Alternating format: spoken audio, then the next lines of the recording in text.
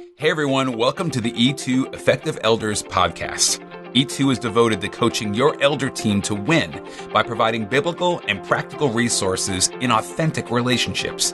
E2 wants nothing more than to equip you to move God's kingdom forward in the place you're serving Jesus. Visit us at e2elders.org and please share this good word with others.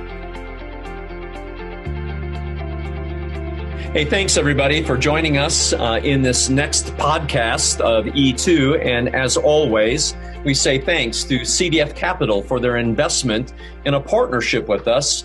E2 has been blessed by CDF Capital for many years, and it's because CDF believes in investing in leaders. Today, we welcome leaders from one of our partner churches, First Church in Washington, North Carolina. Dr. Johnny Pressley is the lead minister there, and Tim Emanuel is the lead elder. Gentlemen, thanks for joining us today. We're grateful. Hello. Yeah, good to Glad to be with you. And how grateful we are for a partnership with your congregation. You folks know real hospitality whenever I get out there to North Carolina. Well, we always enjoy your visit. Well, and you know the key restaurants for all of that North Carolina cuisine. So, yeah, it's all good. Hey, gentlemen, I had asked if the two of you would speak about your relational health as a lead minister and as a lead elder. How do the two of you make your relationship to be both an example for the rest of the staff and elder team, but also for the congregation, as well as enjoy your time with one another? What makes the two of you tick? Who wants to start? I guess I'll start because I'm the best looking and younger of the two of us. There you go. Way to go, Tim. There you go. So I think one of the good things about Johnny and I don't know, I do know opposites tend to attract, and I think there are many opposites with me and Johnny. First off, I respect him so much for his knowledge of the Word, and I grow every time I listen to him speak. But as we're working together, I think one of the ways that it's advantageous to our church is that he balances me out in that I kind of react quickly to any task that is assigned to me. And I think Johnny takes the time to do the research, maybe slow me down just a little bit and let me think about who all it impacts. And I think we're able to make better decisions that way. What do you think, Johnny? Well, I think that actually does work because I find that working together, both of us willing to give to the other side. And that's a healthy thing.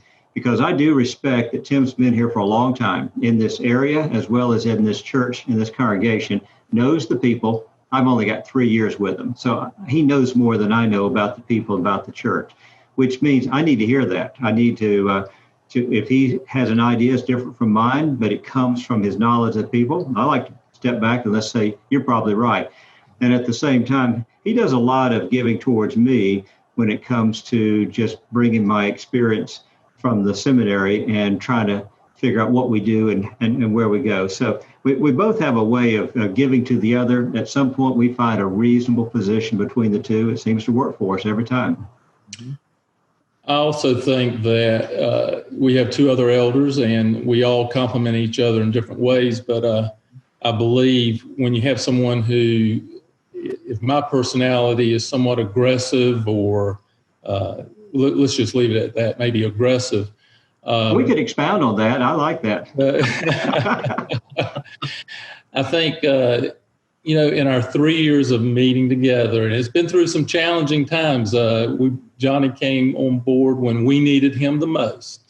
And I think that he brings a calm to me and perhaps the other two elders that is needed. And when you have somebody, a lot of times I'm leading the meetings and sometimes I might, but Johnny adds that element of calm and, hey guys, let's take a breath. And again, as I've already said, let's see how it impacts everybody. And at the end of the day, is it the best thing for our church family? So yeah. Tim brings a good business sense to what we do, which is a helpful thing. I'm not so much into that. And he can look at things, whether it be dealing with issues related to our buildings and property, or issues related to operations and management and people or whatever. He'll come at it from a businessman's perspective, gives me something I might have considered. I like that. I need it.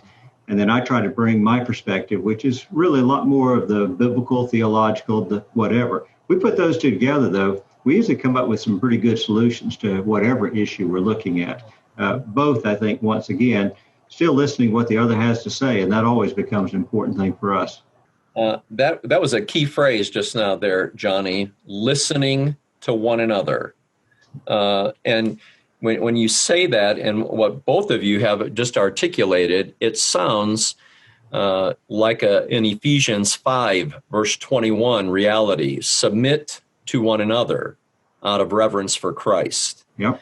That neither of you are demanding your own way, that really out of respect for each other and holding each other in esteem, you are willing to submit to one another out of reverence for Christ. Would that be reasonable to say? Yeah, that fits quite well. We kind of have an operating policy, not written in stone, it's just the way we operate.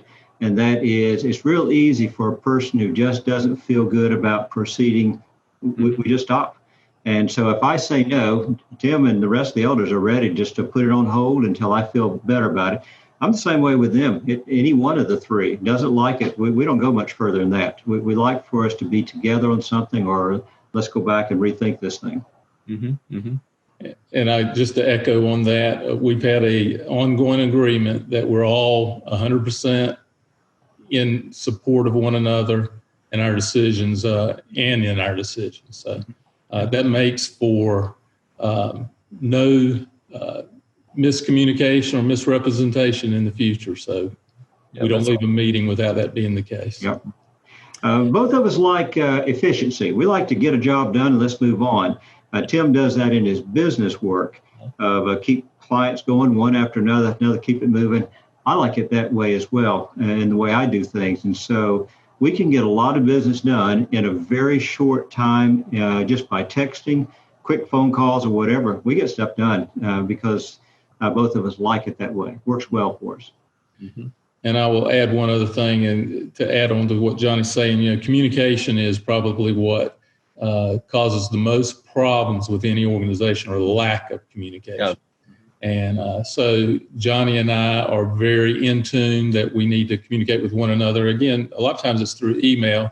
Certainly on Sundays or Wednesdays when we're meeting, we always take 5 or 10 minutes to see if there's anything that we need to discuss either that moment or in the on Monday or whatever. So communication. You find yourselves during the week. Are you on the phone with one another typically every week? Lot of texting, and then the occasional phone call when we need it. If we can't get it, if it takes more than just a few words on a text, I send email and text reports out to the elders. I get the replies back. So we do a lot of quick communication. We do a lot of stand around and talk when we're in the same place. So there's a lot of communication flows. And Tim's got an expression. I love hearing it because I get it often. And that is, he'll give me a long list of questions. Oftentimes after a Sunday, he's got a long list of questions about what are we going to do about this, this, and this. And then he usually says, of course, you probably already thought about it and have an answer. Well, I like that because it's rare that he can think of something we haven't thought of as we're talking here as a staff, but we haven't had a chance to talk between ourselves. And so I go ahead and shoot him my answers, but I think he somewhat anticipated. There's probably something already there, just hasn't come my way yet. Yeah. So there's a good, let's just say there's a good give and take on those kind of things. Yeah. It sounds very encouraging what the Lord Jesus has enabled the two of you to experience. And just listening to the two of you, it's obvious that you have a mutual appreciation for one another. Tim, you said Johnny came at just the right time when we needed him the most. It was very important for Johnny to hear you say that And I'm sure, Johnny, that how deeply you appreciate, and you even said it, that Tim has been at First Church all these many years, and in that community, a respected leader in that town, that community, and beyond Washington, North Carolina, and how you appreciate that about him. So your mutual appreciation and gratitude for and towards one another goes a long way in your relationship health. And it goes to all of the elders. Each one of them got their long years here, know the people, well respected in many ways, and they've been easy to work with. Because I could have walked into a situation that could have been a difficult team. So I didn't have that. We had our issues we worked through as leaders, but as far as a team, we started off from the very beginning, I think, working well together. Awesome. That's great. Yeah. Well, brothers, thank you very much for this encouraging word. And I'm going to believe that other elder teams and staff teams are going to be benefited by what you just shared with us. It's a blessing indeed. And I look forward to being back in North Carolina sooner than later. There you go. Sounds good. Thanks, brothers. Yeah, thank you.